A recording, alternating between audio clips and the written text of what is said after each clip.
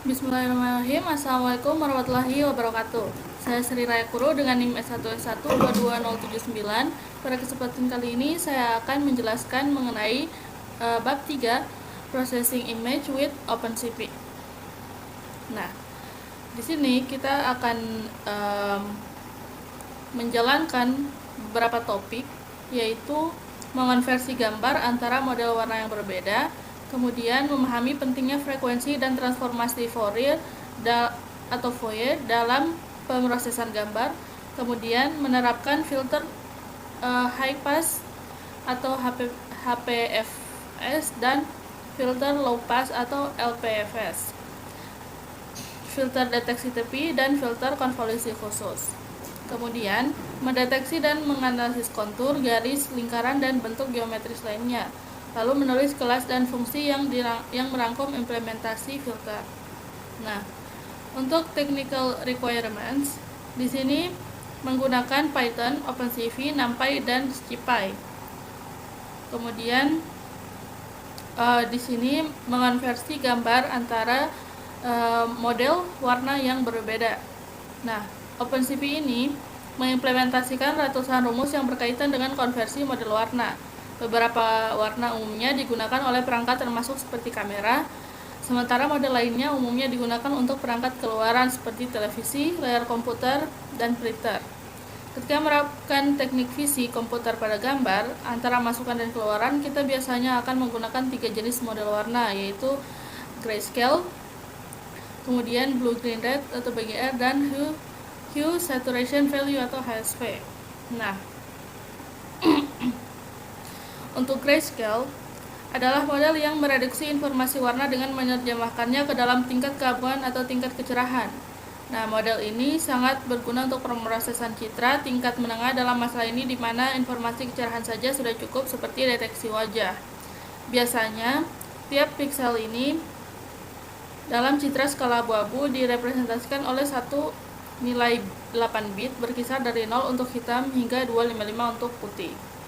Kemudian BGR, yaitu model warna biru, hijau, merah, blue, green, red, di mana setiap piksel memiliki 3 nilai yang mewakili komponen atau channel biru, hijau, dan merah dari warna piksel tersebut. Kemudian pengembangan web ini, dan siapapun bekerja secara grafis dengan komputer, maka familiar dengan definisi warna yang serupa. Hanya saja ukuran channelnya terbalik, yaitu merah, hijau, biru atau RGB. Biasanya setiap piksel untuk gambar BGR direpresentasikan oleh triplet nilai 8 bit seperti 0,0,0 untuk hitam, 255,0,0 untuk biru, 0,255,0 untuk green, 0,0,255 untuk red, dan 25,255,255,25 untuk putih. Kemudian untuk HSV menggunakan 3 channel yang berbeda. Hue artinya warna, saturation artinya intensitas, dan value yang mewakili kecerahannya. Nah, light is not paint, cahaya bukan cat. Bagi pendatang baru di ruangan warna BGR mungkin terasa ada yang kurang pas, misalnya triplet 0,255,255 tanpa biru, hijau penuh, dan merah penuh menghasilkan warna kuning. Jika kita memiliki latar belakang seni, bahkan tidak perlu memegang cat dan kuas untuk mengetahui warna hijau dan merah bercampur warna coklat kusam. Namun, model warna yang digunakan dalam komputasi disebut model aditif dan berkaitan dengan cahaya. Cahaya berperilaku berbeda dari cat yang mengikuti model warna subaktif. Dan karena perangkat lunak berjalan di komputer yang medianya berupa monitor yang memancarkan cahaya, model warna acuannya adalah model aditif. Nah, sekarang kita menjelajahi transformasi Fourier. Nah, untuk transformasi Fourier adalah dasar dari banyak algoritma yang digunakan untuk operasi pemrosesan gambaran umum seperti deteksi tepi atau deteksi garis dan bentuk. Nah, di sini sebelum kita menelaah secara rinci, kita akan lihat dua konsep yang bersama dengan transformasi Fourier membentuk fondasi operasi pemrosesan yang disebut yaitu HPF dan LPF. Untuk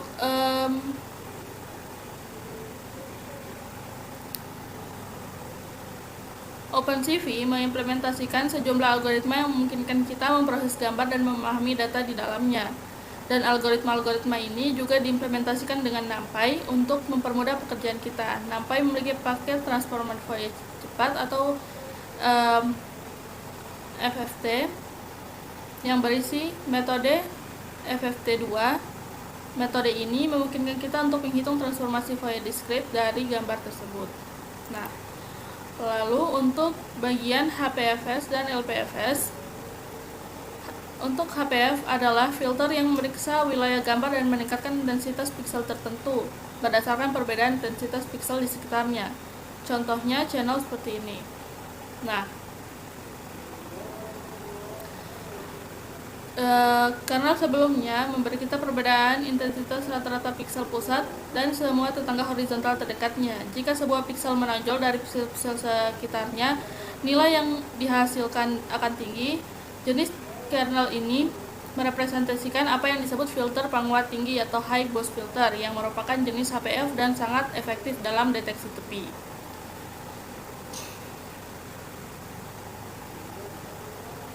Nah, di sini kita akan melihat contoh penerapan HPF pada gambar. Kita akan coba praktekkan.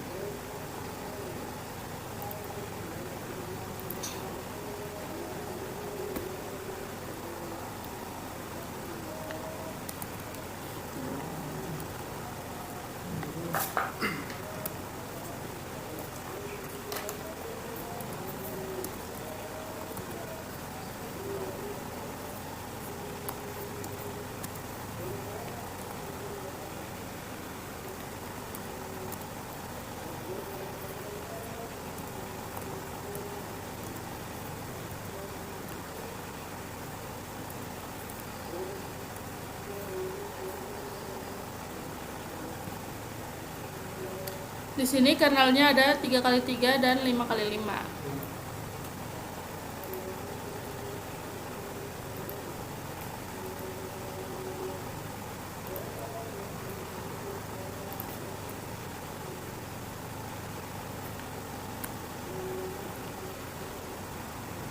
Selanjutnya untuk gambarnya,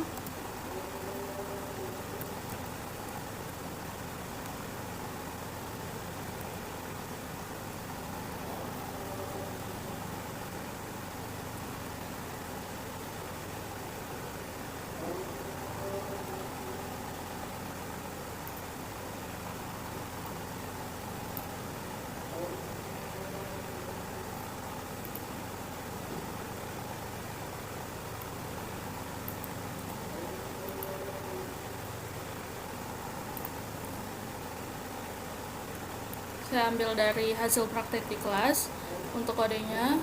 Lalu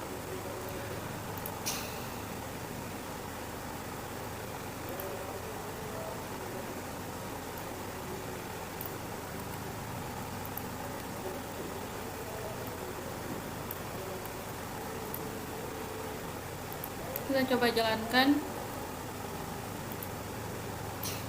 Nah, ini ada hasilnya, ada 4, dimana ada kernel dengan ukuran 3x3, 5x5, kemudian ada HPF dan blurnya. Oke, kita tutup. Lalu kita lanjut. Nah, di sini setelah impor awal, kita mendefinisikan kernel 3x3 dan 5x5, lalu memuat gambar dalam grayscale. Setelah itu kita ingin mengonvolusi gambar dengan masing-masing kernel. Ada beberapa fungsi pustaka yang tersedia untuk tujuan tersebut. NumPy menyediakan fungsi convolve, namun fungsi ini hanya menerima array satu dimensi. Meskipun konvolusi array multidimensi dapat dicapai dengan NumPy, prosesnya akan sedikit rumit. Modul NDImage dari SCP menyediakan fungsi convolve lain yang mendukung array multidimensi. Nah, terakhir, OpenCV menyediakan fungsi filter 2D untuk konvolusi dengan array 2D dan fungsi save filter 2D untuk kasus khusus kernel 2D yang dapat didekomposisi menjadi dua kernel satu dimensi. Contoh kode sebelumnya mengilustrasikan fungsi AnyImageConvolve. Nah, di sini kita akan menggunakan fungsi CV2 filter 2D dalam contoh lain di bagian kernel custom mendapatkan konvolusi. Nah, script kita berjalan dengan menerapkan dua HPF dengan dua kernel konvolusi yang didefinisikan. Terakhir, kita juga menerapkan metode berbeda untuk mendapatkan HPF dan menerapkan LPF dan menghitung selisih antara gambar asli. Di sini kita melihat setiap filter sebagai input. Kita mulai dengan foto yang ini. Nah, foto tadi ya. Hasilnya seperti tadi. Sini ada 3x3, 5x5, kemudian ada yang blur dan GHPF. Nah, kita di sini dapat melihat bahwa HPF diferensial seperti yang dituliskan pada foto kanan bawah menghasilkan hasil pencarian tepi terbalik karena metode diferensial ini melibatkan filter lolos rendah dan kita uraikan jenis filter tersebut. Jika HPF meningkatkan intensitas piksel, meningkat perbedaannya dengan piksel sekitarnya, LPF akan menghaluskan piksel tersebut jika perbedaannya dengan piksel di sekitarnya lebih rendah dari ambang batas tertentu. Ini digunakan dalam denoising dan pengaburan. Misalnya salah satu fitur pengaburan atau penghalusan yang paling populer, Gaussian blur dan filter lolos rendah yang melemahkan intensitasnya. Sinyal frekuensi tinggi hasil Gaussian blur ditunjukkan pada foto kiri bawah. Baik, di sini kita akan lanjutkan bagian creating modules atau membuat modul. Nah, di sini kita akan membuat berkas bernama filters.py dengan direktori yang sama dengan cameo.py. Nah, kita memerlukan pernyataan import dalam filters.py. Nah, di sini langsung saja kita buat.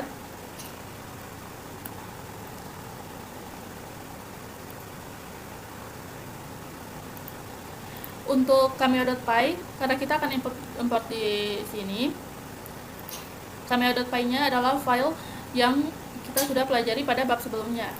Nah, kemudian di sini kita akan buat file baru bernama filters.py. Nah, dalam filters.py ini kita akan import CV2, NumPy, dan utils.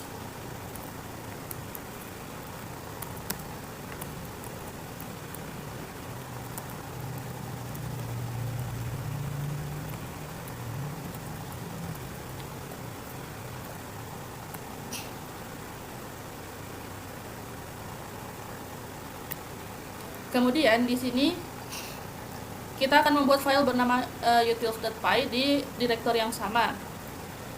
Harus mengandung import element yang seperti ini, yaitu CV2, NumPy, dan scipy interpolate. Kita buat lagi di direktori yang sama, yaitu utils.py.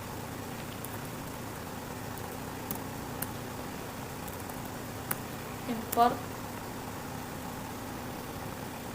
CV2,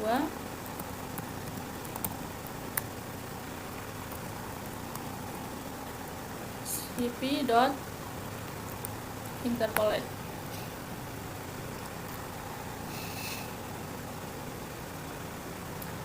Nah, setelah itu kita akan tambahkan fungsi dan kelas filter ke filters.py. Sementara fungsi matematika yang lebih umum kita akan masukkan ke utils.py. Nah, kemudian untuk deteksi tepi, nah, OpenCV menyediakan banyak filter untuk pencari tepi, termasuk Laplacian, Sobel, dan Sharp. Filter-filter ini seharusnya mengubah area non-tepi menjadi hitam dan mengubah area tepi menjadi putih atau warna jenuh. Namun filter ini rentan salah mengidentifikasi noise sebagai tepi. Kelemahan ini dapat diatasi dengan mengaburkan gambar sebelum mencoba menemukan tepinya. OpenCV juga menyediakan berbagai filter pencarian tepi dan pemburaman bervariasi, tapi selalu menyertakan case size dan bilangan bulat ganjil yang mewakili lebar dan tinggi dalam pixel kernel filter. Untuk pengaburan, kita akan menggunakan median blur yang efektif dalam menghilangkan noise video digital, terutama pada gambar berwarna. Untuk pencarian tepi, kita gunakan Laplacian yang menghasilkan garis tepi yang tebal, terutama pada gambar skala abu-abu. Setelah menerapkan median blur, Tapi sebelum menerapkan Laplacian, kita harus mengonversi gambar dari BGR ke skala abu-abu atau grayscale. Setelah mendapatkan hasil Laplacian, kita akan mengembalikannya untuk mendapatkan tepi hitam pada latar belakang putih. Kemudian kita dapat menormalkannya sehingga nilainya berkisar antara 0 hingga 1. Dan mengalihkannya dengan gambar sumber untuk menggelapkan tepinya. Kita akan menerapkan pendekatan ini di filters.py. Yang ini kita akan masukkan di filters.py.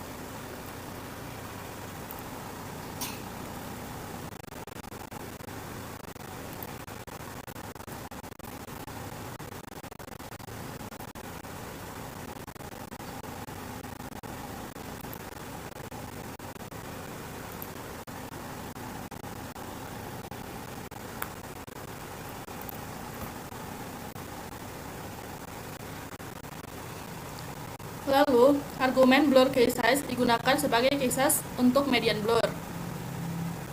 Sementara edge case size digunakan sebagai case size untuk Laplacian. Pada webcam biasa, nilai blur case size 7 dan nilai edge case size 5 mungkin menghasilkan efek yang paling memuaskan.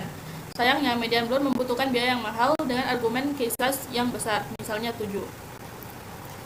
Nah, lanjut, di sini ada kernel khusus atau custom kernels, di mana di sini kita getting convolute. Nah, seperti yang baru saja kita lihat, banyak filter standar OpenCV menggunakan kernel. Perlu diingat bahwa kernel adalah kumpulan bobot yang menentukan bagaimana setiap piksel keluaran dihitung dari lingkaran piksel masukan. Istilah lain kernel ini adalah matriks konvolusi atau convolution matrix. Matriks ini menggabungkan atau mengkonvolusi piksel-piksel dalam satu wilayah. Demikian pula filter berbasis kernel dapat disebut filter konvolusi.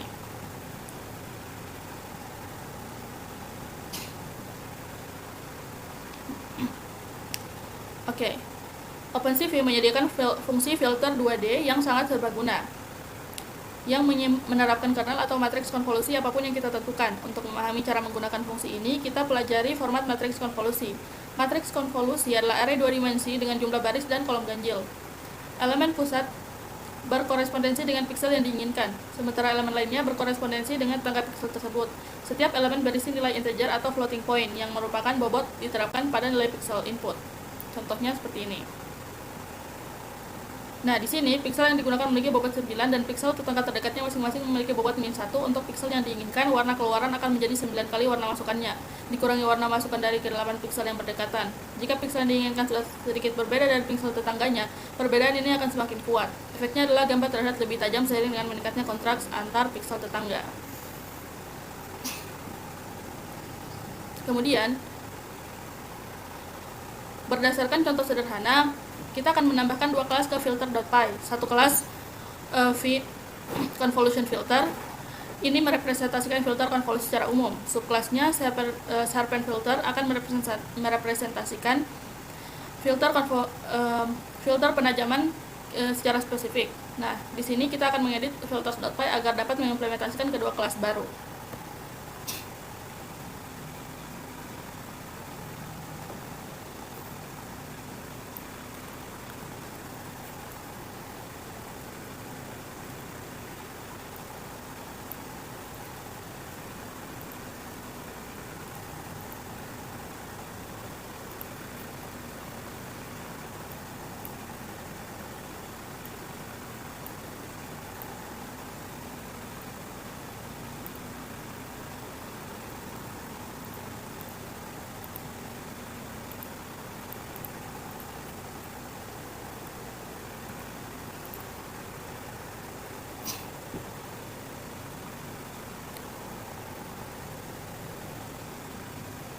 Nah, di sini perlu diperhatikan bahwa bobotnya berjumlah 1. Hal ini seharusnya berlaku setiap kali kita ingin membiarkan kecerahan keseluruhan pada gambar tidak berubah. Jika kita sedikit memodifikasi kernel penajaman sehingga bobotnya berjumlah 0, kita akan memiliki kernel deteksi tepi yang mengubah tepi menjadi putih dan non-tepi menjadi hitam. Sebagai contoh, kita akan menambahkan deteksi tepi ke filters.py.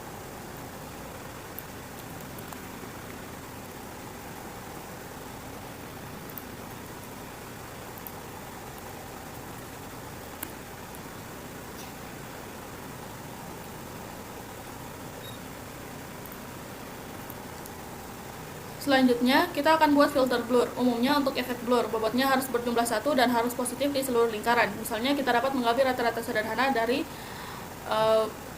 lingkungan tersebut sebagai berikut. Ini kita tambahkan juga.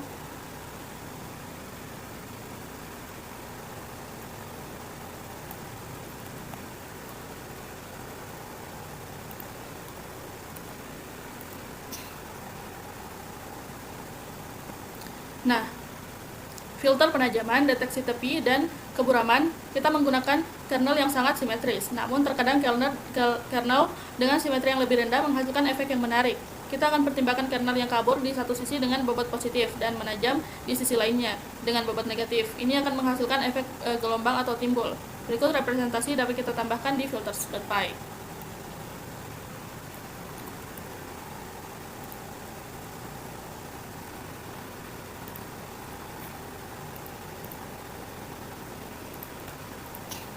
Nah, rangkaian filter konvolusi khusus ini sangat mendasar.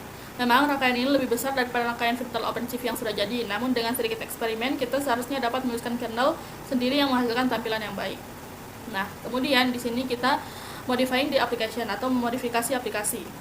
Nah, setelah memiliki fungsi dan kelas tingkat tinggi untuk beberapa filter, mudah untuk menerapkannya ke frame yang diambil di Cameo. Di sini kita akan edit cameo.py dan ditambahkan baris yang dicetak tebal pada kutipan berikut. Nah, kita akan tambahkan import filters pada cameo.py.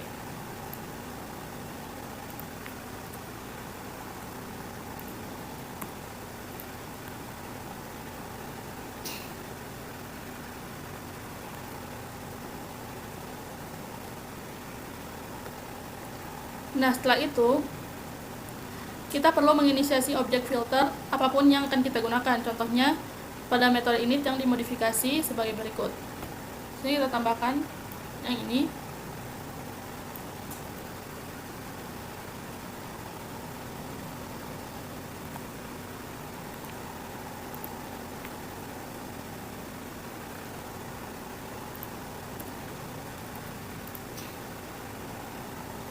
Nah, terakhir kita perlu memodifikasi metode run agar dapat menerapkan filter pilihan kita. Nah, contohnya di sini sebagai berikut untuk fungsi run.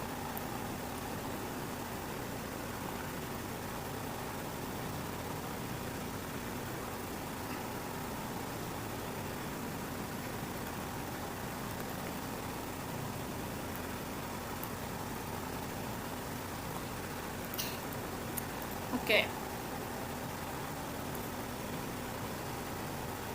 Kemudian di sini kita menerapkan dua efek, di mana menggores tepi dan meniru warna film foto merek Kodak Portra. Kita bebas memodifikasi kode untuk menerapkan filter apapun yang kita suka. Seperti ini.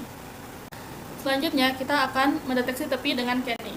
Nah, OpenCV menawarkan fungsi praktis yang disebut Kenny berdasarkan nama penemu algoritma, yaitu John F. Kenny, yang sangat populer bukan hanya karena efektivitasnya, tapi juga karena kesederhanaan implementasinya pada program OpenCV, karena merupakan satu baris.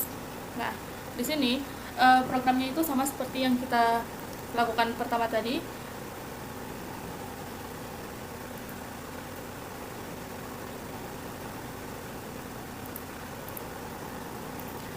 Yang ini akan tetapi di sini kita akan menambahkan fitur Kenny-nya, yaitu satu baris ini adalah kode untuk fitur Kenny-nya.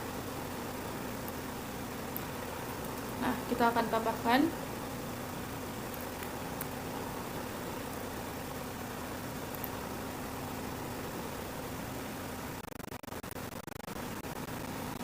Dan kita akan jalankan. Nah, ini kita tutup dulu. Kita akan tampilkan bagian Kenny-nya. Nah, ini adalah contoh deteksi tepi dengan Kenny. Sama seperti pada contoh di buku.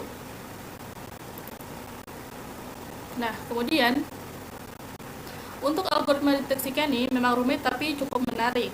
Nah, prosesnya ada 5 langkah. Yang pertama yaitu menghilangkan noise pada gambar dengan filter Gaussian, kemudian menghitung gradien, lalu menerapkan penekanan non-maksimum atau non-maximum suppression (NMS) pada tepi. Pada dasarnya ini berarti algoritma memilih tepi terbaik dari serangkaian tepi yang tumpang tindih. Kita akan membahasnya pada bab 7.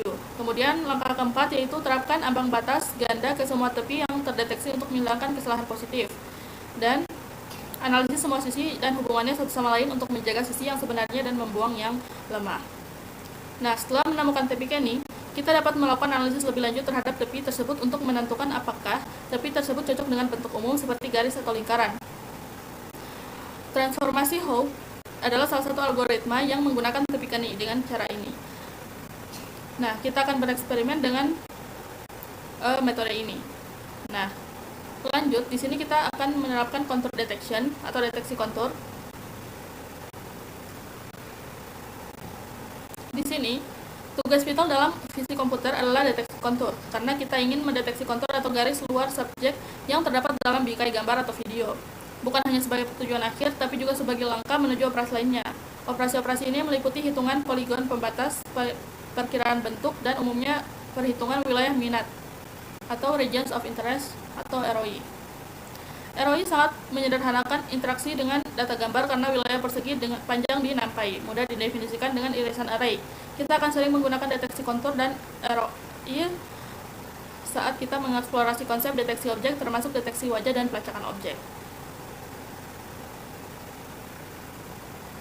Di sini kita akan menerapkan API dengan contoh berikut.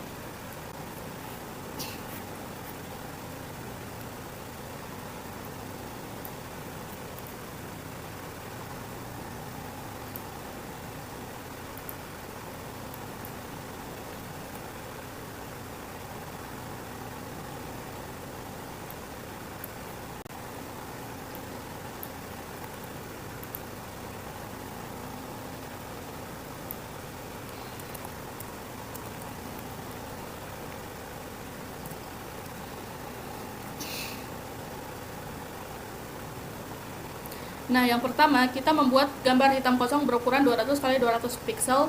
Kemudian, kita akan tempatkan kotak putih di tengahnya dengan memanfaatkan kemampuan array untuk menempatkan nilai pada irisan. Nah, kemudian kita akan melakukan threshold pada gambar dan memanggil fungsi find contour. Fungsi ini memiliki 3 parameter, gambar input, tipe hierarki, dan metode aproksimasi kontur. Parameter kedua menentukan garis hierarki pohon yang dikembalikan oleh fungsi. Salah satu nilai yang didukung pada CV2 return tree yang memberi tahu fungsi untuk mengambil seluruh hierarki kontur eksternal dan internal. Hubungan ini mungkin penting jika kita mencari objek yang lebih kecil atau wilayah yang lebih kecil, dalam objek yang lebih besar atau wilayah yang lebih besar. Jika kita hanya ingin mengambil kontur paling eksternal, digunakan CV2 return eksternal. Ini mungkin pilihan yang baik jika objek muncul di latar belakang polos dan kita tidak perlu untuk menemukan objek di dalam objek. Nah, merujuk pada contoh kode, diperhatikan bahwa fungsi find contour mengembalikan dua elemen, kontur dan hierarkinya. Kita menggunakan kontur untuk menggambar garis luar berwarna hijau pada versi warna gambar. Terakhir, kita menampilkan gambarnya. Hasilnya adalah kotak putih dengan kontur yang digambar dengan warna hijau, sebuah pemandangan sederhana tapi efektif dan mendemonstrasikan konsepnya. Kita akan beralih ke contoh yang lebih bermakna. Nah, di sini ada bounding box, minimum area rectangle, dan minimum enclosing circle. Di mana menemukan kontur persegi adalah tugas yang mudah. Bentuk yang tidak beraturan, miring, dan terputar dapat memaksimalkan potensi fungsi CV2 find contour OpenCV. Nah, dilihat gambar berikut. Dalam aplikasi dunia nyata, kita akan sangat tertarik untuk menentukan kotak pembatas objek, persegi panjang minimum yang melingkupinya, dan lingkaran yang melingkupinya. Fungsi CV2 find contour bersama dengan beberapa utilitas OpenCV lainnya memudahkan hal ini. Pertama, kode berikut membaca gambar dari sebuah berkas, mengubahnya menjadi grayscale, menerapkan ambang batas pada gambar skala abu-abu tersebut, dan menemukan kontur pada gambar yang telah diambang batas tersebut.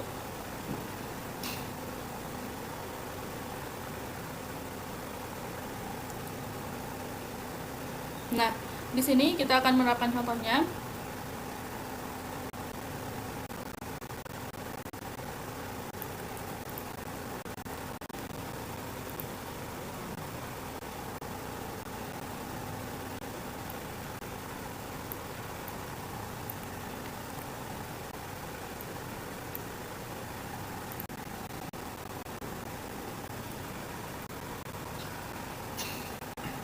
Pertama, kita akan cari untuk fotonya.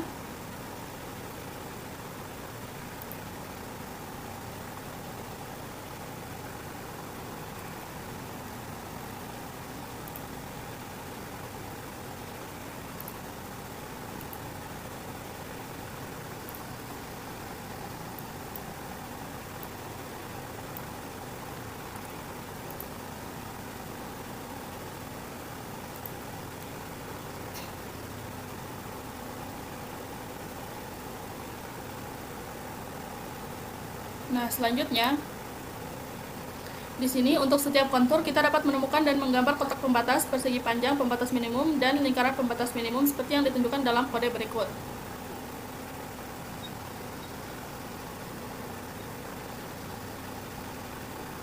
Untuk itu, nah di sini kita akan terapkan kembali ke file yang sudah kita masukkan. Kita akan menggunakan untuk looping force chain contours seperti ini.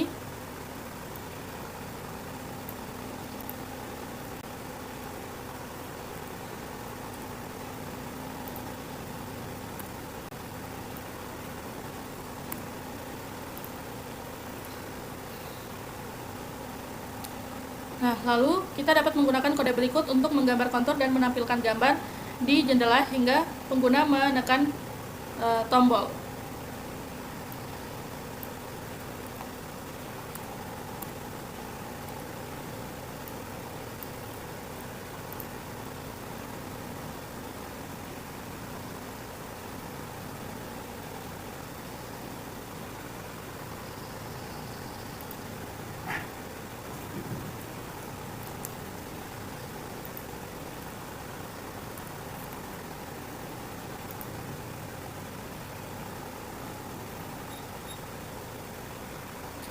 Nah, perlu diperhatikan bahwa deteksi kontur dilakukan pada gambar ambang batas. Jadi informasi warna sudah hilang pada tahap ini, tetapi kita menggambar pada gambar warna asli lalu menampilkan hasilnya dalam warna.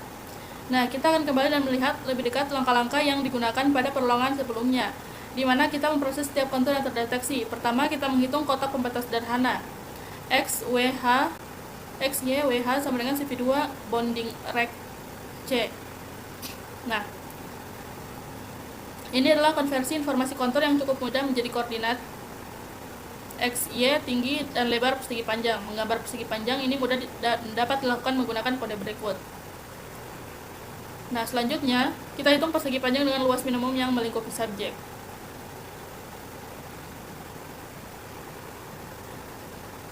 Lalu, mekanisme yang digunakan di sini sangat menarik, di mana OpenCV tidak memiliki fungsi untuk menghitung koordinat titik sudut persegi panjang minimum langsung dari informasi kontur. Sebagai gantinya, kita menghitung luas persegi panjang minimum, lalu menghitung titik sudut persegi panjang tersebut. Diperhatikan bahwa sudut yang dihitung adalah bilangan float, tetapi piksel diakses dengan bilangan bulat. Kita perlu melakukan proses konversi ini. Selanjutnya, kita menggambar kotak dan yang memberi kita kesempatan sempurna untuk memperkenalkan fungsi CV2 Draw Contour.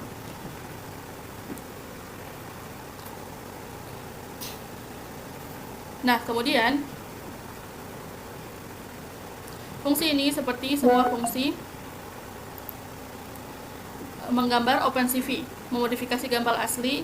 Diperhatikan bahwa fungsi ini mengambil lari kontur pada parameter kedua agar Anda dapat menggambar sejumlah kontur dalam satu operasi. Oleh karena itu, kita tidak memiliki satu titik yang mewakili poligon kontur. Kita perlu membungkus titik ini dalam sebuah lari, persis seperti yang kita lakukan dengan kotak pada contoh sebelumnya. Parameter ketiga fungsi ini menentukan indeks lari kontur yang ingin kita gambar. Nilai min 1 akan menggambar sebuah kontur. Jika tidak, kontur pada indeks yang ditentukan dalam lari kontur, parameter kedua akan digambar. Sebagian besar fungsi menggambar mengambil warna sebagai bentuk tampil BGR dan ketebalannya dalam piksel sebagai dua parameter terakhir. Kontur pembatas terakhir yang akan kita periksa adalah lingkaran pembatas minimum. Satu-satunya keanehan fungsi CV2 min and closing circle adalah ia mengembalikan tapel dua elemen. Elemen pertama merupakan tapel itu sendiri yang mewakili koordinat pusat lingkaran, dan elemen kedua adalah jari-jari lingkaran tersebut. Setelah mengonversi semua nilai ini menjadi bilangan bulat, menggambar lingkaran menjadi operasi yang cukup mudah. Ketika kita menerapkan kode sebelumnya ke gambar asli, hasilnya akan seperti ini. Nah, kita akan menerapkan kode untuk melihat hasilnya. Setelah kita menerapkan kode-kode yang ada di atas yang sudah kita jelaskan, di sini kita akan coba jalankan. Nah, kodenya seperti ini, hasilnya sama seperti yang kita jelaskan pada buku tadi. Oke.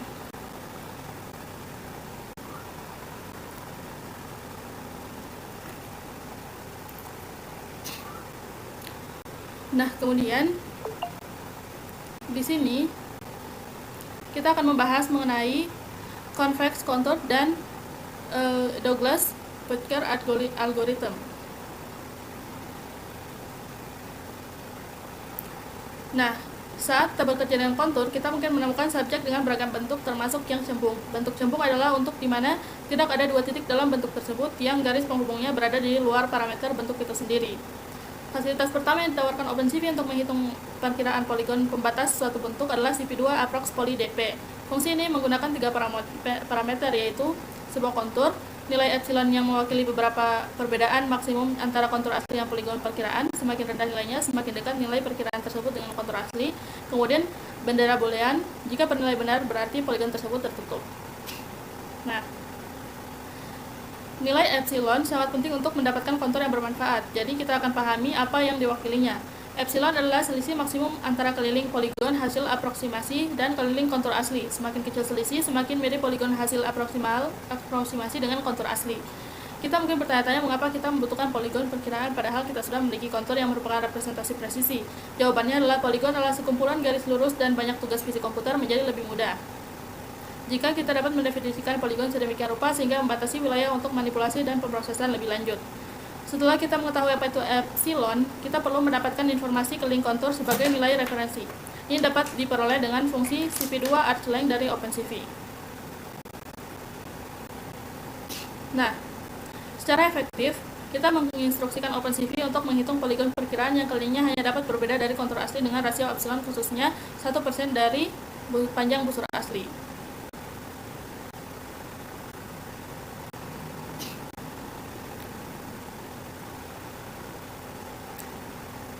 Kemudian, OpenCV juga menawarkan fungsi CP2 Convex Hull untuk mendapatkan informasi kontur yang telah diproses untuk bentuk cembung. Berikut ekspresi satu baris yang mudah dipahami. Nah, sekarang kita gabungkan kontur asli, kontur poligon, perkiraan, dan lambung cembung menjadi satu gambar. Untuk mengamati perbedaan antara keduanya, untuk menyederhanakannya, kita akan menggambar kontur di atas latar belakang hitam sehingga subjek asli tidak terlihat, tapi konturnya adalah sebagai berikut.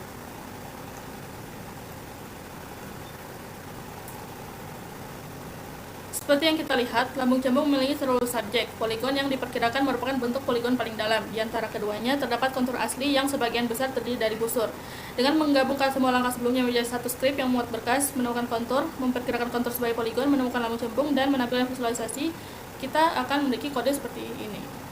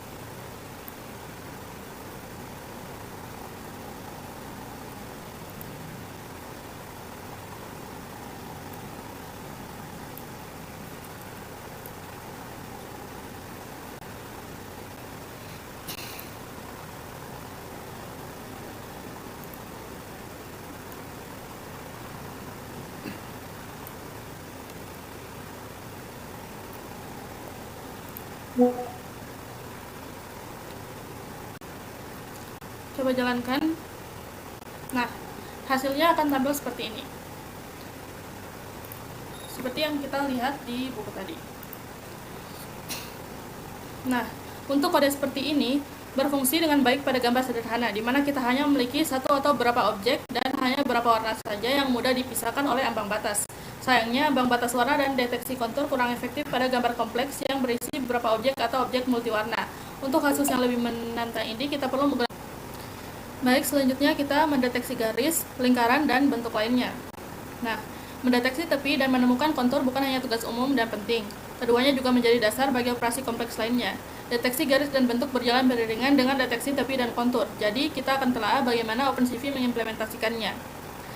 Teori di balik deteksi garis dan bentuk berdasarkan pada teknik yang disebut transformasi Hauge. yang diciptakan oleh Richard Doda dan Peter Hart yang mengembangkan karya Paul Hogue di awal tahun 1960-an. Nah, di sini mendeteksi garis atau detecting line. Pertama-tama, kita akan deteksi beberapa garis. Kita dapat melakukannya dengan fungsi Hooke lines atau fungsi Hooke lines P. Fungsi Hooke lines menggunakan transformasi Hooke standar, sementara fungsi Hooke line P menggunakan transformasi Hooke probabilistik karena terdapat huruf P pada namanya. Versi probabilistik tersebut disebut demikian karena hanya menganalisis sebagian titik pada gambar dan memperkirakan probabilitas semua titik tersebut pada garis yang sama. Implementasi ini merupakan versi optimal dari transformasi Hooke standar. Komputasinya lebih sedikit dan eksekusinya lebih cepat. Hooke lines P diimplementasikan sehingga mengembalikan dua titik akhir dari setiap segmen garis yang terdeteksi. Sementara Hooke lines diimplementasikan sehingga mengembalikan representasi setiap garis sebagai satu titik dan satu sudut, tanpa informasi tentang titik akhirnya. Nah, kita akan melihat contoh simpel berikut dan kita akan praktikkan.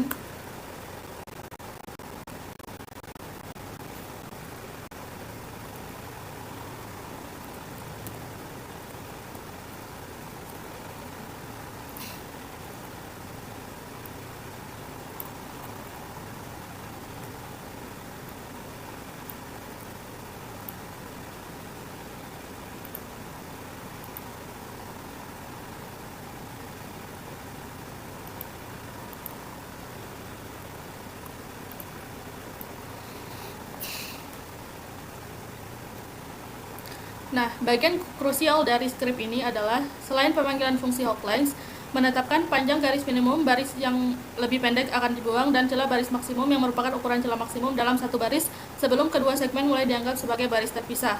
Perlu diperhatikan bahwa fungsi Hooke lines menggunakan citra binar kanal tunggal yang diproses melalui filter deteksi tepi Kenny.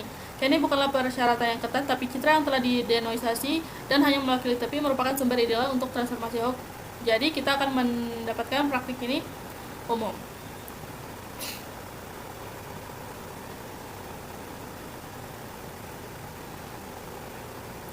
Nah, untuk parameter dari Hooke lines P yaitu gambarnya, kemudian resolusi atau ukuran langkah yang digunakan saat mencari garis. Rho adalah ukuran langkah posisi dalam piksel, sedangkan theta adalah ukuran langkah rotasi dalam radian. Misalnya jika kita menentukan rho sama dengan 1 dan theta sama dengan np.pi per 180,0, kita akan mencari garis yang dipisahkan oleh selisih dari 1 piksel dan 1 derajat.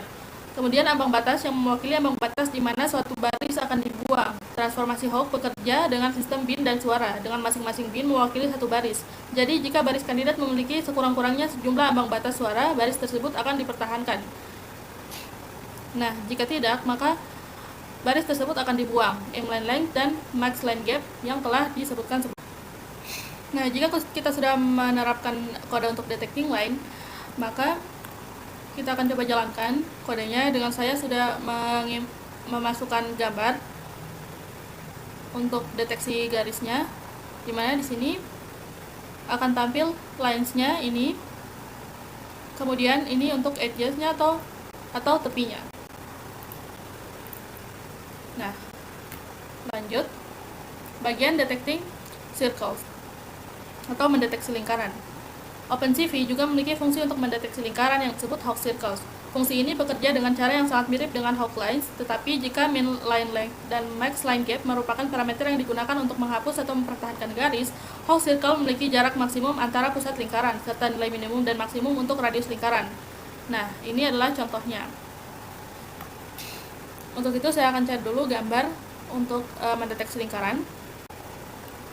Nah, saya akan mengambil salah satu gambar, kemudian saya akan menerapkannya ke dalam kode untuk mendeteksi circle.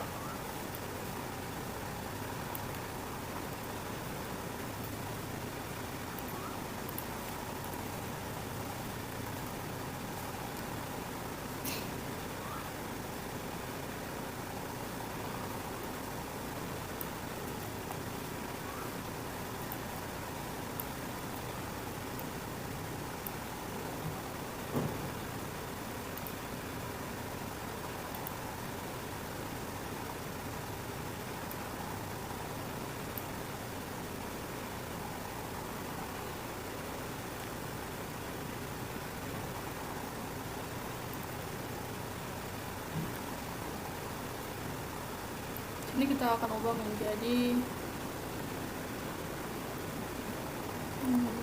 oke. Kemudian kita akan coba jalankan untuk mendeteksi circle-nya. Sepertinya ada yang error.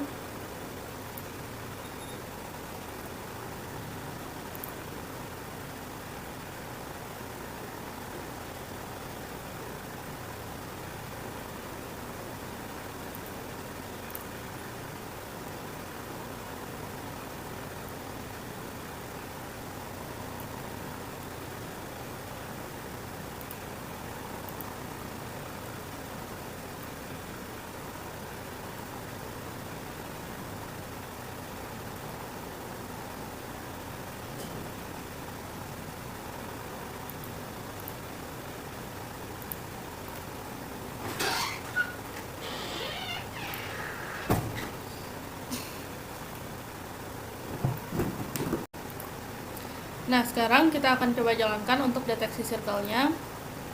Nah, hasilnya seperti ini.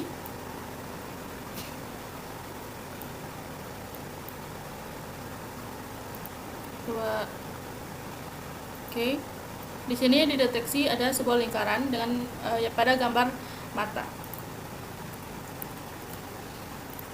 Nah, contoh di sini itu gambar planet yang dideteksi lingkarannya.